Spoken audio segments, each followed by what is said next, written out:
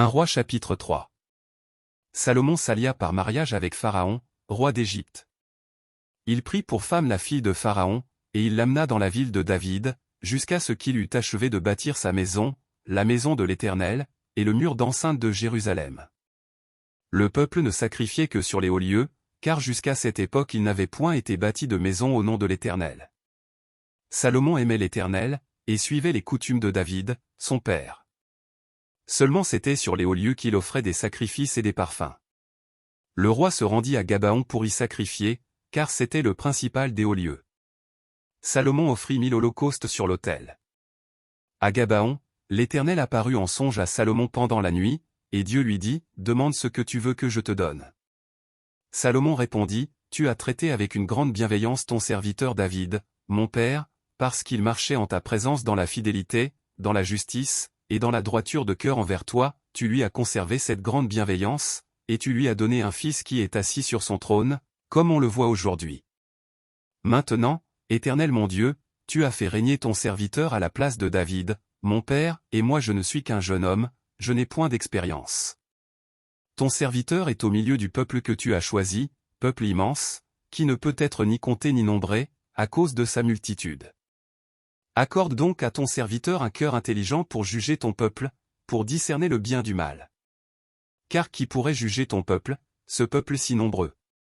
Cette demande de Salomon plut au Seigneur. Et Dieu lui dit, puisque c'est là ce que tu demandes, puisque tu ne demandes pour toi ni une longue vie, ni les richesses, ni la mort de tes ennemis, et que tu demandes de l'intelligence pour exercer la justice.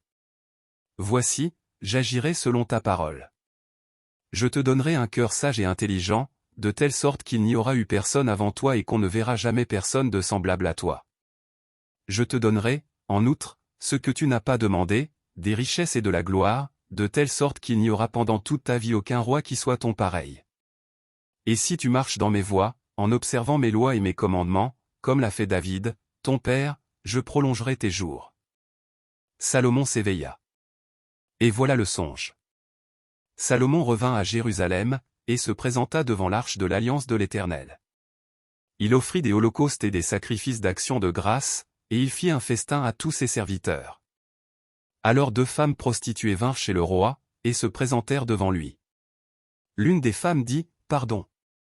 Mon Seigneur, moi et cette femme nous demeurions dans la même maison, et je suis accouchée près d'elle dans la maison. 3 jours après, cette femme est aussi accouchée. Nous habitions ensemble, aucun étranger n'était avec nous dans la maison, il n'y avait que nous 2. Le fils de cette femme est mort pendant la nuit, parce qu'elle s'était couchée sur lui. Elle s'est levée au milieu de la nuit, elle a pris mon fils à mes côtés tandis que ta servante dormait, et elle l'a couché dans son sein, et son fils qui était mort, elle l'a couché dans mon sein. Le matin, je me suis levé pour allaiter mon fils, et voici, il était mort. Je l'ai regardé attentivement le matin, et voici, ce n'était pas mon fils que j'avais enfanté. L'autre femme dit, au contraire. C'est mon fils qui est vivant, et c'est ton fils qui est mort. Mais la première répliqua, nullement. C'est ton fils qui est mort, et c'est mon fils qui est vivant. C'est ainsi qu'elles parlèrent devant le roi. Le roi dit, l'une dit, c'est mon fils qui est vivant, et c'est ton fils qui est mort, et l'autre dit, nullement. C'est ton fils qui est mort, et c'est mon fils qui est vivant. Puis il ajouta, apportez-moi une épée. On apporta une épée devant le roi. Et le roi dit, coupez en 2 l'enfant qui vit, et donnez en la moitié à l'une et la moitié à l'autre. Alors la femme dont le fils était vivant sentit ses entrailles s'émouvoir pour son fils, et elle dit au roi, ah! Mon Seigneur, donnez-lui l'enfant qui vit, et ne le faites point mourir. Mais l'autre dit, il ne sera ni à moi ni à toi, coupez-le. Et le roi, prenant la parole, dit, donnez à la première l'enfant qui vit, et ne le faites point mourir. C'est elle qui est sa mère. Tout Israël apprit le jugement que le roi avait prononcé. Et l'on craignit le roi, car on vit que la sagesse de Dieu était en lui pour le diriger dans ses jugements.